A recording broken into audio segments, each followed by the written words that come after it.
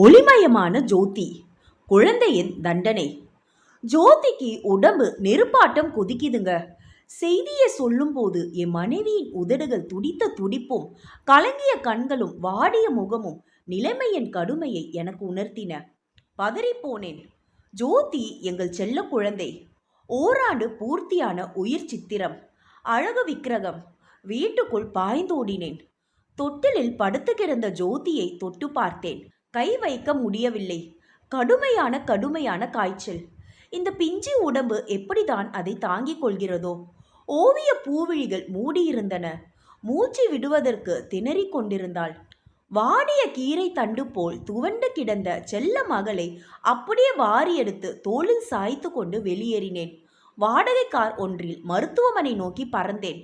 என்னையும் முந்திக் கொண்டு என் எண்ணம் எங்கோ பறந்தது.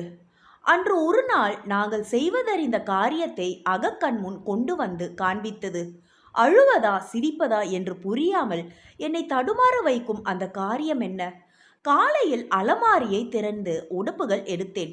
ஜோதி நிரம்ப அறிவுள்ள குழந்தை. அப்பா வெளியில் புறப்பட போகிறார் என்பதை உடனே அறிந்து கொண்டாள்.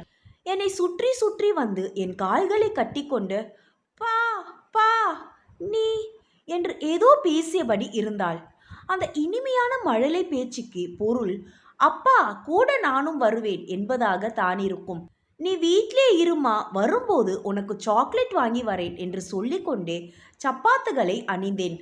தன்னை வீட்டில் இருக்க சொல்லுகிறாள் அப்பா என்பதையும் எப்படியோ புரிந்து கொண்டு விட்டாள் ஜோதி. கோபம் வந்துவிட்டது. தொறு புருன்னு பெருவாரியாக என்னென்னமோ சொல்லி என்னை திட்டிவிட்டு தரையில் விழுந்து அழுக புரள் தொடங்கினாள்.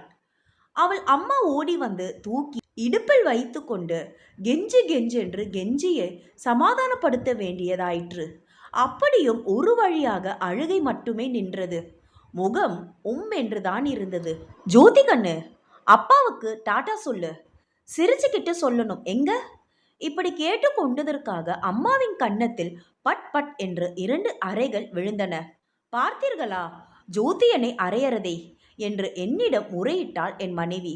எனக்கு சிரிப்பும் வியப்பும் தாளவில்லை.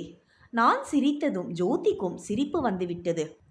பச்சரிசி போன்று முளைத்திருக்கும் 4 பற்களையும் வெளிக்காட்டி மோகனமான சிரிப்பை சிந்தி கை அசைத்து டாட்டா காட்டினாள்.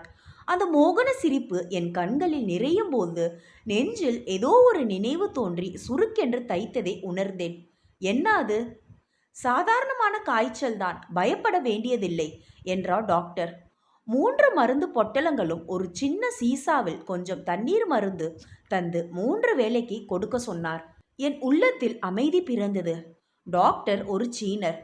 குழந்தையின் பெயரை பிறப்பு சான்றிதழில் உற்று கவனித்து கொண்டே நாகா ஜோதியா இவள் பெயர் என்று வினவினார். நாகா அல்ல, நாகஜோதி என்று விளக்கினேன். ஓ, நாக என்பதற்கு எனக்கு அர்த்தம் தெரியும். ஜோதி என்றால் என்ன? சிரித்து கொண்டே கேட்டார். ஜோதி என்றால் ஒளி என்பதை கூறினேன். அவர் கண்களில் ஆச்சரியம் மலர்ந்தது. பொருத்தமான பெயர் வைத்திருக்கிறீர்கள். குழந்தையின் கண்களில் பிரகாசமான ஒளி தெரிகிறது என்று புன்முறுவல் பூத்தார். தொடர்ந்து தலைமயிர் சுருளாக சுருண்டிருப்பது எவ்வளவு அழகாயிருக்கிறது என்றார். அதன் பட்டு கன்னத்தை தடவிக்கொண்டு அந்த புகழ்மொழி என் காதுகளில் தேனென பாய்ந்த போது என் இதயத்தில் தேல் ஒன்று கொட்டினார் போல் இருந்தது. ஏன் அப்படி? தலையில் குல்லா வைக்காமல் குழந்தையை வெளியே கொண்டு போகக்கூடாது என்று உங்களுக்கு எத்தனை தரம் சொன்னாலும் மறந்து விடுகிறீர்களே என்று கடிந்து கொண்டாள் என் துணைவி. குல்லா வைக்காவிட்டால் குழந்தையின் சுருண்ட கூந்தல் வெளியே தெரியுமாம். தெரிந்தால் கண்திருஷ்டி பட்டுவிடுமாம். உண்மைதானே அது? டாக்டரின் கண்திருஷ்டி பட்டிருக்கும். அவருடைய காலடி மண் கொஞ்சம் வேணும் திருஷ்டி சுற்றி போடுவதற்கு. போய் எடுத்து வாங்க என்றாலே பார்க்கலாம். மருத்துவமனையில் மண்தரை ஏது? கண்ணாடி மாதிரி பலவென்று சலவைகள் பதித்திருக்கும் தரையில் காலடி மண் எப்படி அள்ளுவது? காலடி தூசி கூட கிடைக்காதே. நம்ம ஜோதியின் சுருட்டை முடியை பார்த்து டாக்டர் கூட மயங்கிவிட்டார் என்று இவளிடம் சொல்லியிருக்க கூடாது. காக்கைக்கும் தன் குஞ்சி பொன் குஞ்சி என்பார்கள். எங்கள் ஜோதி கிளி உண்மையில் ஒரு பொன் குஞ்சிதான். இறைவன் பொன்னெடுத்து படைத்திருப்பான், பூவாலை செய்திருப்பான். எப்பேற்பட்ட கண் திருஷ்டியும் எவருடைய பொல்லாத பார்வையும் ஜோதியை எதுவுமே செய்ய முடியாது. ஏனென்றால் என்பதை தொடர்ந்து நான் என்ன சொல்ல போகிறோம் என்று அறிய என் மனைவி என்னை நிமிர்ந்து பார்த்தாள்.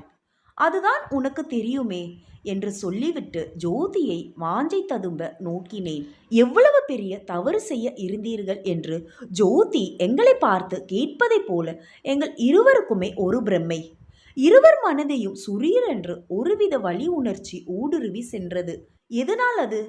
ஜோதி பாப்பாவுக்கு காய்ச்சல் பூர்ணமாக நின்றுவிட்டது. தத்தி தத்தி நடக்க தொடங்கிவிட்டது தங்க பாப்பா. அதன் பஞ்சு பாதங்களை பாவாமல் பாவி நடைபயிலும் பாங்கில் நெஞ்சை அள்ளும் சிங்கார நடனம் தெரிந்தது. பிஞ்சு கைகளை குவித்து விரிக்கும் பொழுது மிருதுவான சிவந்த விரல்களில் ஜீவன் ததுமும் அற்புத நாடகம் நடந்தது. ஆரஞ்சு பழச்சுளை போன்ற அமுத இதழ்களின் நளினமான நெளிவுகள் 1000 இன்ப கதைகள் கூறின. சிந்தையை கொள்ளை கொள்ளும் சின்ன சின்ன சுடர் விழிகள் இரண்டும் தெய்வீக சித்திரங்களாகி முறுவல் பூத்தன. செந்தமிழின் தீஞ்சுவையும் மிஞ்சும் மழலை மொழியில் யாழிசையும் குழல் ஒழியும் தோற்கும் தெய்வகானம் பெய்தது. பால் நிலவு ஜோதியையும் சுவரில் பாலமுருகன் குழந்தை கண்ணன் உருவ படங்களையும் மாறி மாறி பார்த்து பூரித்து புலகாங்கிதம் அடைந்தேன். அப்பொழுது ஒரு சிந்தனை. குழந்தையும் தெய்வமும் ஒன்று. ஆண் குழந்தை என்றோ பெண் குழந்தை என்றோ இதில் பாகுபாடு குறிப்பிடப்படவில்லை. ஆனால் தெய்வத்தை முருகன் உருவிலும் கண்ணன் வடிவிலும் மாத்திரமே காண்கிறோம். பெண் குழந்தை தோற்றத்தில் ஏன் தெய்வம் சித்தரிக்கப்படவில்லை? இந்த குறையை பொறுக்காமல்தான் மகாகவி பாரதியார் சின்னஞ்சிறு கிளியே கண்ணம்மா செல்வ களஞ்சியமே என்று குழைய குழைய பாடினாரோ?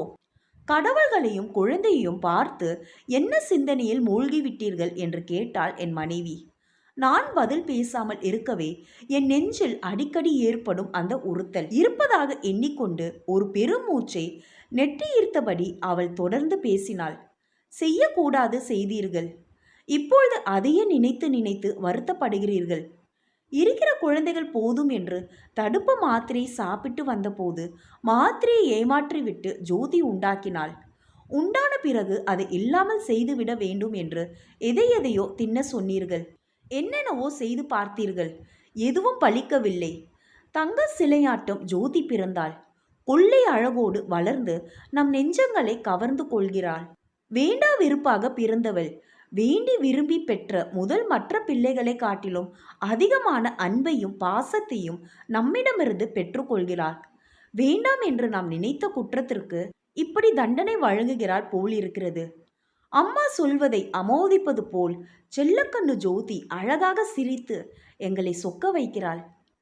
இந்த ஸ்டோரி உங்களுக்கு பிடிச்சிருந்துச்சுன்னா லைக் பண்ணுங்க, சப்ஸ்கிரைப் பண்ணுங்க. தேங்க்யூ.